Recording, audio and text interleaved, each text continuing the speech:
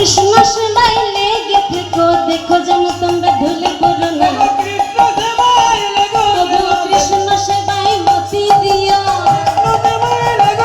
হরে কৃষ্ণ সেবায় মতি দিও।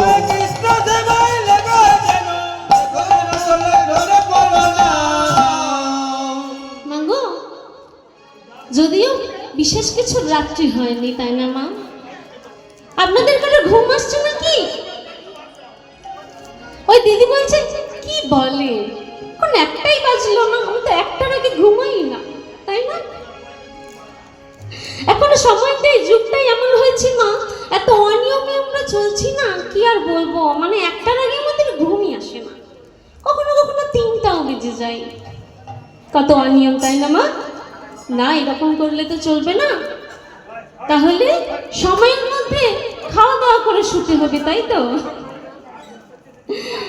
মাগো যদিও রাত্রি হয়নি তবুও বলি মা, এই যে আমরা এত সুন্দর একটা হরিসভার মধ্যে আজকে আসতে পেরেছি, কি বলছে শাস্ত্রী, পূর্ব জন্মে থাকে যদি সাধুগুরু বৈষ্ণবের উপচায়, পূর্ব জন্মে থাকে যদি পূর্ণ সঞ্চয়, ইহ জন্মে হয় তবে এমন সুন্দর সাধুগুরু বৈষ্ণবের উপচায়। পূর্ব জন্মে যদি আমরা কোনো সুকৃতি করে থাকি, তবেই কখনো ইহ জন্মে এত সুন্দর সাধুগুরু বৈষ্ণবের সঙ্গ করা যায়, মাতাই তো? আর পূর্ব জন্মে যদি না থাকে কোনো শুভ কাজ, তাহলে ইহ জন্মে হবে না তার নামে মতি, নামে রুচি, তাই তো? তাহলে আমরা যে এখানে আসতে পেরেছি মা, সংসারের বহু কর্ম ছেড়ে দিয়ে, এটাই তো বড় কথা, তাই না মা? হ্যাঁ গো, এই করতেই তো আমাদের সংসারে আসা। 84 লক্ষ জমি ভ্রমণ করে এই সাধের মানব জন্ম পেলাম।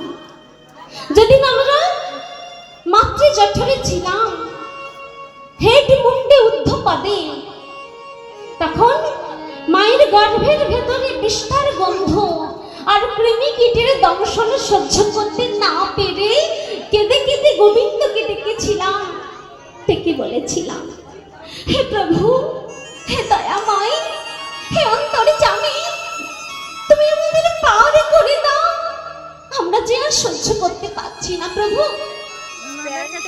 তখন তিনি আমাদের কাছে এসেছিলেন গো, এসে বলেছিলেন, ওরে জি, তোকে যদি আমি পার করে দিই, তুই পারে গিয়ে কি করবি বলতো? কি করবো জানো প্রভু?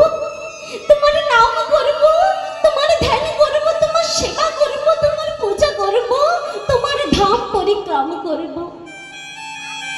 কিন্তু যেই না আমরা ভূমিষ্ঠ হলাম, যেই না আমরা এই ধরাধামে এলাম, সংসারের মায়া আমাদের এমন ভাবে গ্রাস করে ফেললো যে আমরা সকলে কিছু ভুলে গেলাম। দাস হওয়ার কথা ছিল ভগবানের, হয়ে বসলাম এই মায়ার দাস, মায়ার জগৎ, মায়ার সংসার। দিন রাত স্বামী